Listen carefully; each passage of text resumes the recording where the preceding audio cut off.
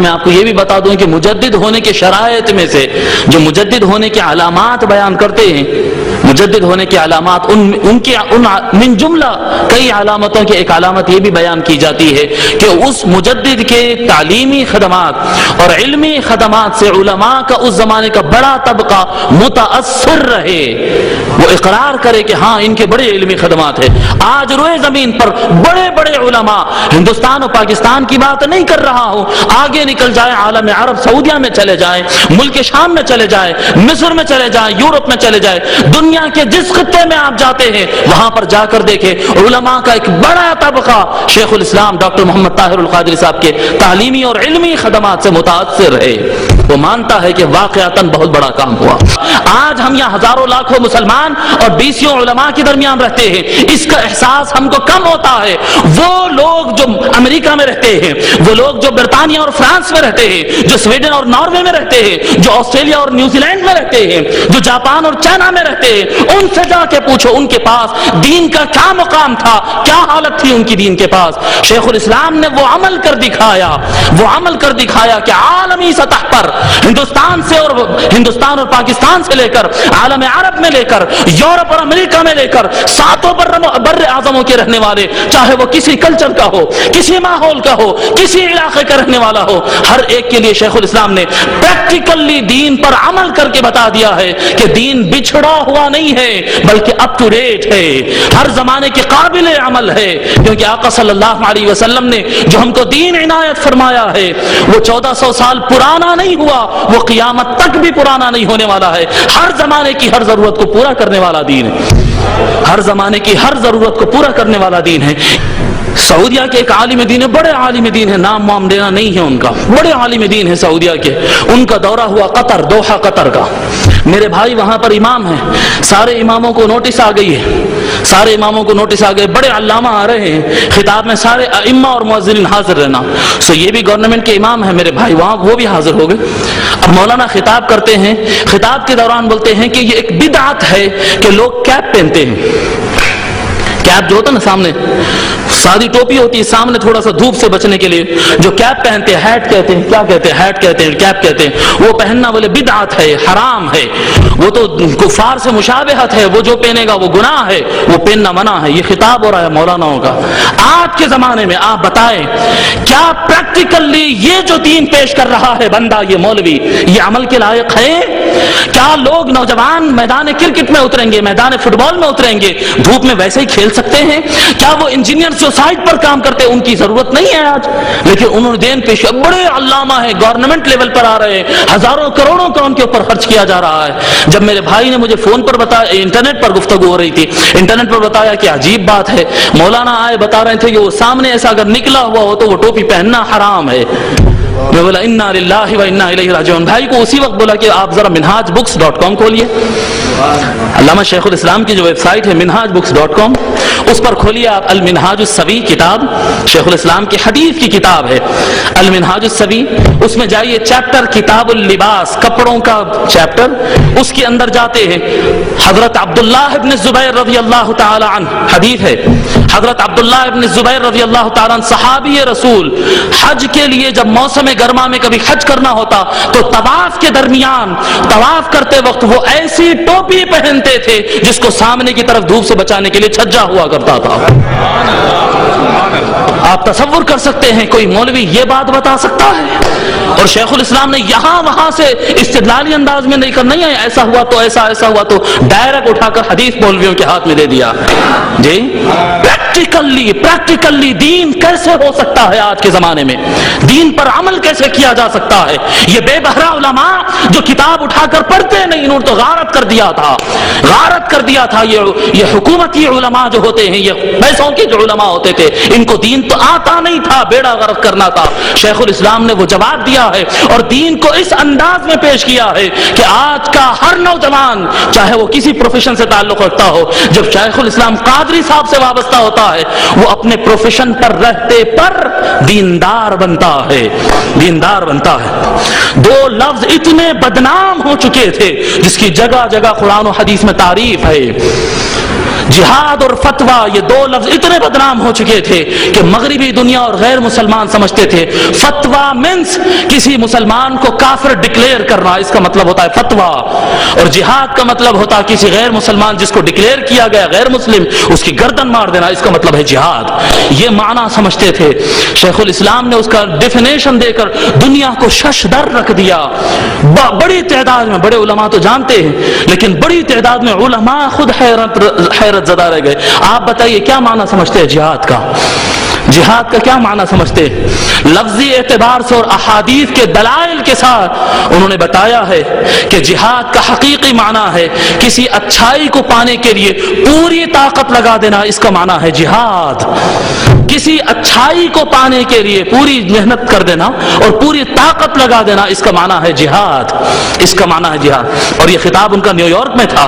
سو دنیا کے اندر آج دنیا کی حالت بدلی ہوئی ہے۔ آپ دیکھیں آج سے 3 4 سال 5 سال پہلے اخبارات جیسا اسلامی دہشت گردی اسلامی دہشت گردی اسلامی دہشت گردی کی رٹ لگاتی تھی، آج ہندوستان کے اخبارات میں بھی وہ رٹ آپ کو نہیں ملے گی۔ امریکہ کی بولی بھی بدل چکی ہے، امریکہ کی بولی بدل چکی ہے، لندن اور فرانس کے احوال بدل چکے ہیں۔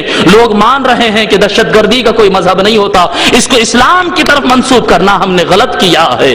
ہم کہ کس کی جد و جہد رہے؟ بتاؤ کوئی ایک نام طاہر القادری سے ہٹ کر بتا سکتے ہیں تو کوئی ایک نام بتا سکتے؟ یہ صرف شیخ الاسلام کے سر جاتا ہے کہ انہوں نے سارے عالم کے مسلمانوں کے خون کی حفاظت کی ہے اسلام کا صحیح چہرہ پیش کر کے۔ پھر شیخ الاسلام، بات لمبی ہو جا رہی، 2 منٹ چاہتا ہوں پھر بات کو ختم کروں گا۔ جی سارے مسالک اور مشارب کو دیکھیں، آپ کوئی بھی ادارہ ہو، میں کسی کی تفریق نہیں کرنا چاہ رہا ہوں، لیکن کوئی ادارے والا ہو اور کوئی مکتب فکر والا ہو، جب بچہ اس کے پاس پڑھ لے اور اس کا ہو جائے تو پھر وہ کسی سے ملاقات کرے بھی تو اچھا نہیں لگتا۔ ملاقات، وہ کسی سے ملاقات بھی کرے، ارے یہ تو ہمارا بچہ ادھر کیوں ملا، اچھا نہیں لگتا۔ مگر شیخ الاسلام پروفیسر ڈاکٹر محمد طاہر القادری صاحب نے منہاج القرآن کے نام پر اتنا کشادہ سینہ رکھا اور اتنا وسیع میدان رکھا ہے کہ آپ دیکھیں گے منہاج القرآن کے اندر آپ کو نظامی ملیں گے، اشرفی ملیں گے، جی آپ کو اس کے اندر رضوی ملیں گے، آپ کو اس کے اندر حنفی، شافعی، حنبلی اور مالکی ملیں گے، قادری، چشتی، نقشبندی، سہروردی، شاذلی اور رفاعی ملیں گے۔ آپ کو ہر مدرسے کا نوجوان ملے گا، ہر مکتب فکر کا آدمی ملے گا جو اہل سنت والجماعت میں ہو۔ جو اہل سنت والجماعت میں سے ہو، وہ عجم میں سے ہو یا عرب میں سے ہو، وہ منہاج القرآن کا کارکن بن سکتا ہے۔ کسی کے لیے دروازے شیخ الاسلام نے نہیں بند کیا ہے، کسی کے لیے شیخ الاسلام نے دروازے نہیں بند کیا۔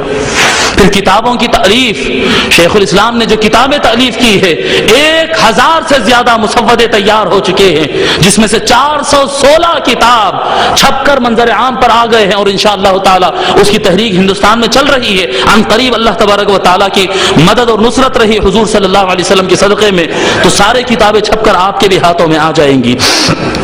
شیخ الاسلام کے خطابات 6000 سے زیادہ خطابات عربی زبان میں، اردو زبان میں، پنجابی زبان میں، انگریزی زبان میں اور مختلف زبانوں میں، اور اتنے مختلف عنوانات پر کہ جو عنوان کا آپ تصور کرے اس عنوان پر شیخ الاسلام کا خطاب آپ کو مل جاتا ہے۔ اتنا بڑا کام ان کے خطابات کے ساتھ، اور ساتھ ایک اہم بات ہمارے یہاں جو ماحول ہے، ہمارے جہاں یہ ماحول ہے کہ جہاں پر اگر کوئی زیادہ تھوڑا اہل بیت کی محبت میں تھوڑا کچھ بول دینا تو شیعہ ہے شیعہ کی طرف چلے گا، ایسا ہی تصور ہوتا ہے نا، شیعہ، ارے بھائی یا حسین، ارے علی علیہ السلام لکھا ہے، علی علیہ السلام لکھا مطلب شیعہ ہے۔ تھوڑا سا محبت اہل بیت میں آگے جاؤ، شیعہ کا ٹائٹل لگ جائے۔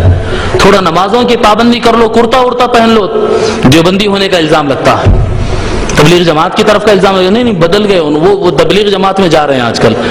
تھوڑا سا آپ دلیل سے بات کریں، آپ بولے کہ نہیں ان کی بات میں نہیں مانتا، مجھے قرآن اور حدیث سمجھاؤ۔ اچھا، اہل حدیث کی طرف مل رہے ہیں، دلیل پوچھتے ہیں، ارے سنی تو بغیر دلیل مانتا ہے۔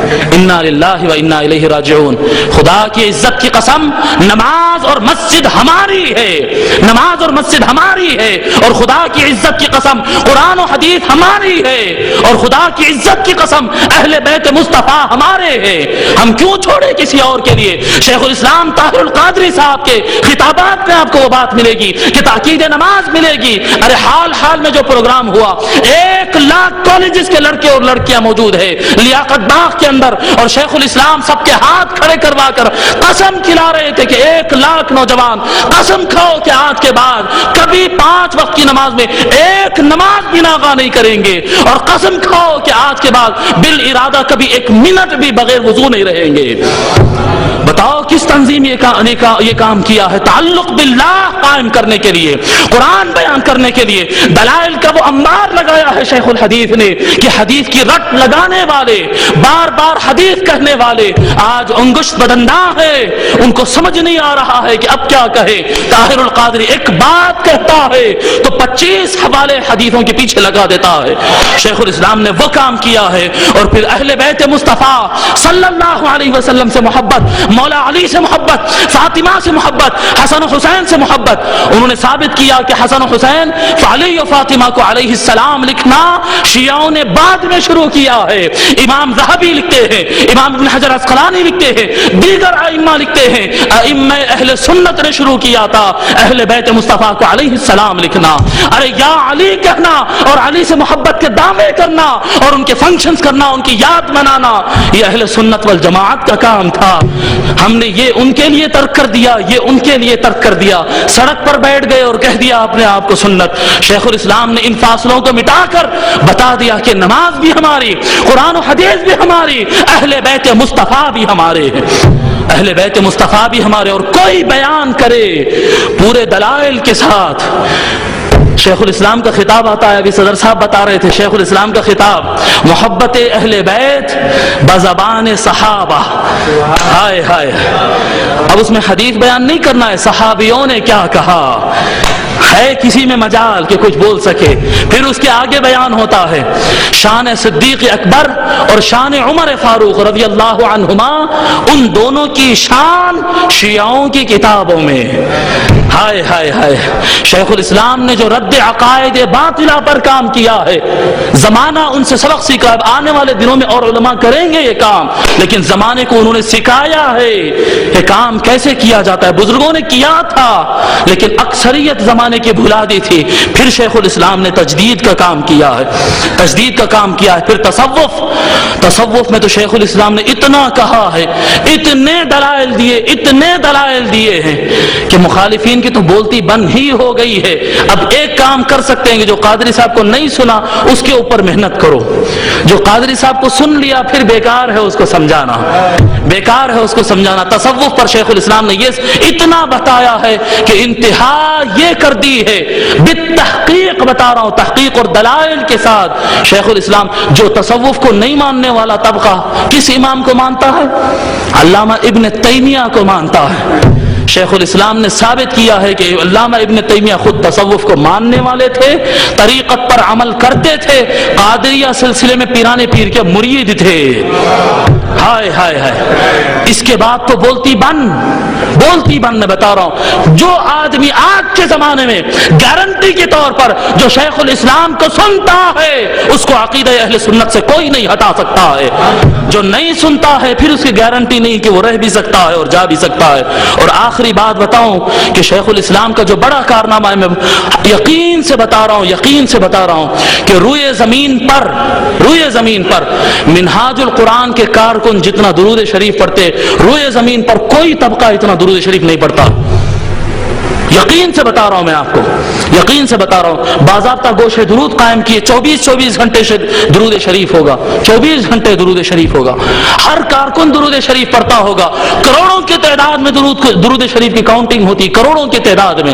شیخ الاسلام نے جو سسٹم بنایا ہے درود شریف پڑھنے کا, اور وہ بتاتے ہیں کہ وہ ہماری کامیابیوں کا راز, ہم مصطفیٰ پر درود بھیجتے ہیں, مصطفیٰ ہماری جھولی میں خیرات ڈالتے ہیں, اور بتاتے ہیں کہ کسی کی خیرات کی ضرورت نہیں ہے. جس کو گنبد خضرا سے خیرات مل جائے وہ زمانے کا سکندر بنتا ہے, کسی کی خیرات کی اس کو ضرورت نہیں ہے. حضرات گرامی